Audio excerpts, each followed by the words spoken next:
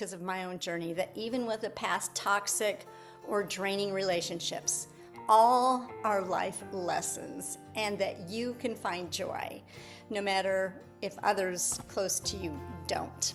So I just want to share a little bit of a story here. Stop share my screen. But I was sitting in my therapist's office one day and had my journal out, trying to review what I was going to be telling her and how to figure things out in my second marriage, not my first one. And so, I was trying to figure out, is it his moods or is it narcissism? And she had been with me through the darkness of that first marriage of 30 years. I had 4 kids in that 30-year marriage. In fact, just saying I was not always a therapist, that's like a second career for me. My first career was raising 4 children in a very troubled marriage. But anyway, after 30 years, so this was my second marriage. I'd married my ballroom dance partner.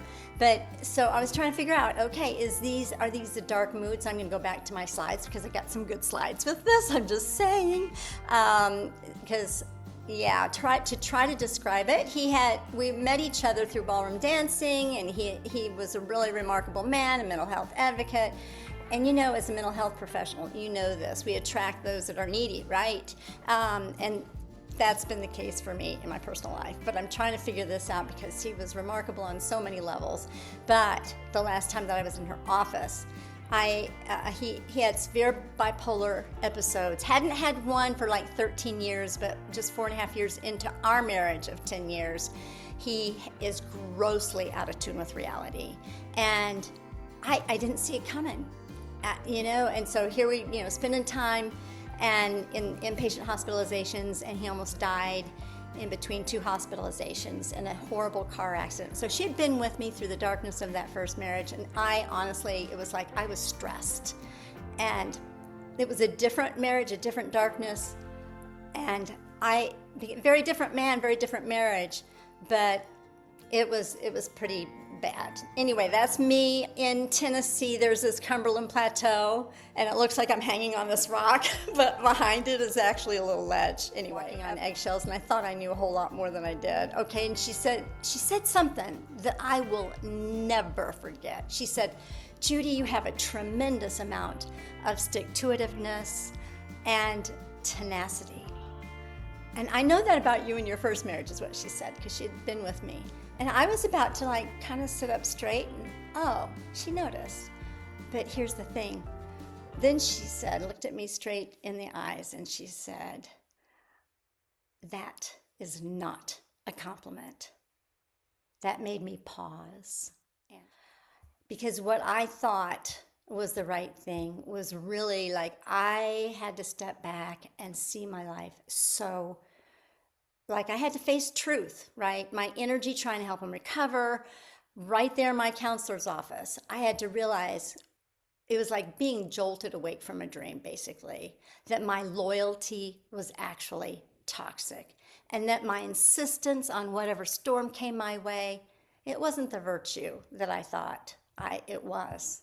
And then it was at that moment that I understood. I wasn't just being supported. I was actually sacrificing my emotional sanity at the altar of someone else's complexity.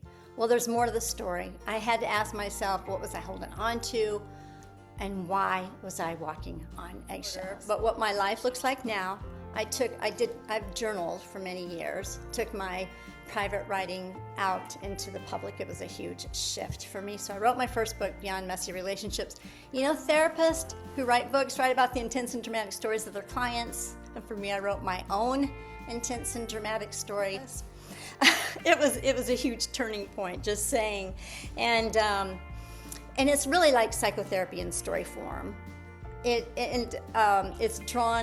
It's drawn a shift for me. And then I wrote my second book, Relationships with Purpose, and that's based upon some healing that I was going through as that marriage was totally unviable, went through a horrible divorce, much even worse than what I wrote in the book.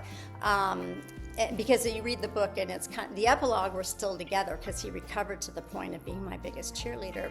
But long story short, I'm recovering and trying to get really grounded on what is a better relationship. So I interviewed a lot of marriage and family therapists and people whose names you would recognize, household names in our field.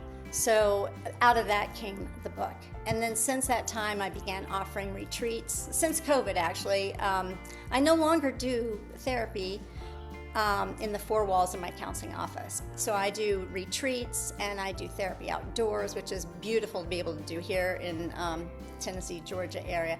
This space here is actually an Airbnb, and I've done retreats for individuals and for couples that are going to be right for it. I surround myself with people who just brought me to a different level of thinking.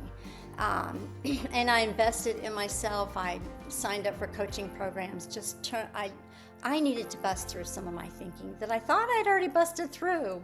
But so right now, I speak my passion and my purpose to audiences that honor women, and I travel internationally, providing group retreats for ambitious women. Actually, last September, I went to Ecuador, and it is like I love world travel. So my life is so very different.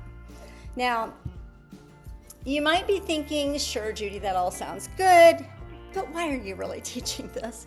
And I want to share with you because my mess has drawn me to clarity of why I'm here on this planet. Like 40 years of marital experiences to two separate husbands, not at the same time. I look at that not as a failure. Those marriages had completions. They had natural completions. And my life has emerged to this point, but my life is so much bigger now.